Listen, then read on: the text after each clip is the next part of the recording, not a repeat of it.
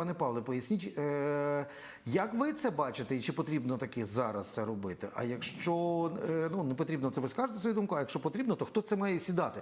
Бо я не розумію Сівохо, який понабирав різних помічників партії регіонів в свою команду, кого він хоче посадити за цей стіл?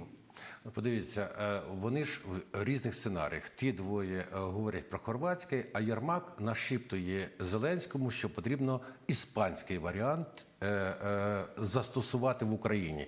І ця національна платформа примирення, анонсована Сівохою, вони кажуть, це по зразку і подібності із Іспанією. Стоп, але в Іспанії була громадянська війна за участі зовнішніх підрозділів Совка і всіх інших, але це була громадянська війна. А це була громадянська війна. Фактично, оця національна платформа примирення – це фактично де-факто визнання того, що в Україні є громадянська війна. А русських нету. А русських нет. Фактично, це сьогодні червону лінію проходить, що всі українці, які люблять Україну і хочуть успішної України, воюють з Донецькими.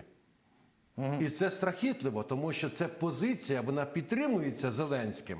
Тобто це така проба пера. І ця національна платформа примирення, нам не потрібно миритися. Я нагадаю слова Курта Волкера, який говорив, про який в біса примирення, про яку громадянську війну говорить. Подивіться, Слов'янськ, де стояв Гіркін. Звільнено було українською армією.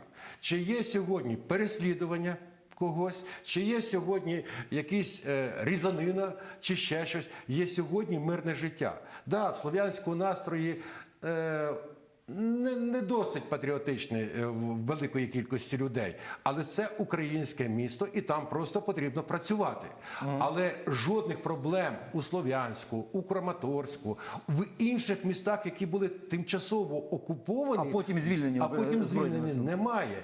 Через це замість того, щоб придумувати якісь сценарії, квазі-сценарії, а фактично працювати в сценарії російського путінізму, потрібно просто будувати Україну.